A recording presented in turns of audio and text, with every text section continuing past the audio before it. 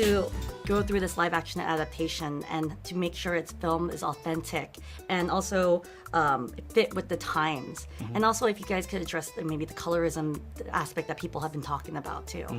Well, I guess let's break it up into different Yeah, questions. of course. And then, I think that in terms of the colorism in the casting, I totally relate to people who feel disappointed by that or feel like we should have done better or something like that. I guess I just feel like the most important thing about the character when we were casting, and again, like on a movie like this, these decisions are often not made in a vacuum. These are discussions that we have all the time, and personally, it's representation, diversity are important and have always been important and central to my work, and so I it's something that I will always think about and consider moving forward in anything that I make.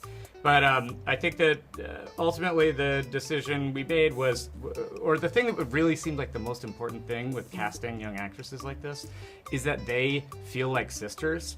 And so sometimes you end up, I think we cast Maya first, and so sometimes you do end up pairing people up and figuring out what is the best chemistry, who has the best chemistry here. I would say that the heart of the film and the emotional trajectory of the film really hinges on those two people, those two actors, those two performers having that sisterly energy. And I think when we saw them together, it felt undeniable right away that they really sparked and had amazing chemistry as sisters. And so that was what guided us towards the decision. And I hope it won't keep anyone away from seeing the movie. And I think that anyone who does see it will see that those two are absolute sisters now, and on and off camera, and they will be for life. no, totally.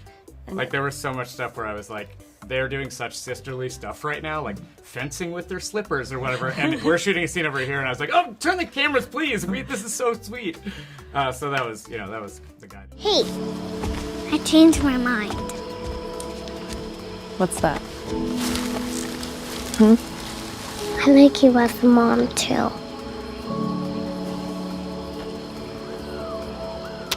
It started with filming 100% of the movie in Hawaii, which is kind of rare these days for Hollywood movies. A lot of times you go there for 2 weeks for exteriors and then you shoot somewhere else. And we really wanted to film the entire movie on the island with Hawaiian crews and bring as many people into sort of our ohana of the movie as possible, and vice versa. We sort of were visitors there and we were welcomed with open arms, and we had so many different consultants, from consultants on hula to consultants on food to consultants on pigeon. Like every single aspect of the movie, we wanted someone who sort of lived and breathed the Hawaiian community and the culture to be a part of it and make those decisions with us, including having a Hawaiian screenwriter in Chris Bright who had certain ideas, like bringing the character of Tutu into this movie. It was a new idea that came from him, where he sort of said, I think two sisters like this, if they had been, they lost their parents, they would have neighbors, they would have friends in the community who would reach out to them. So that was a big part of where that character came from. But I think, like Dean said, there's no one decision in a vacuum. It was just how many partners can we bring in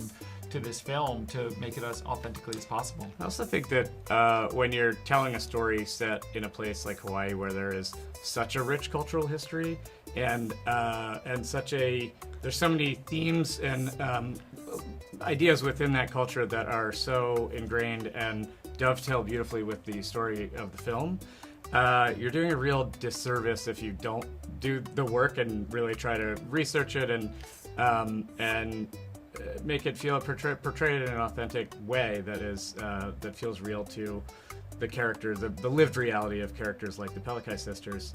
We shot 100% of the movie in Hawaii, and even our prep and production offices were there because we knew that would make us better storytellers and really inform the process a lot. Comments in the lectures, fanboys, professional artists, and professors. Maybe a nerd who's just like you, talking about the things that you like too. So I invite you to the NOC. In full color, you see me. The hard knock life, comics, movies, and TV. Yeah, pop culture with a different perspective. Watch it on your screen, hit play, so check this.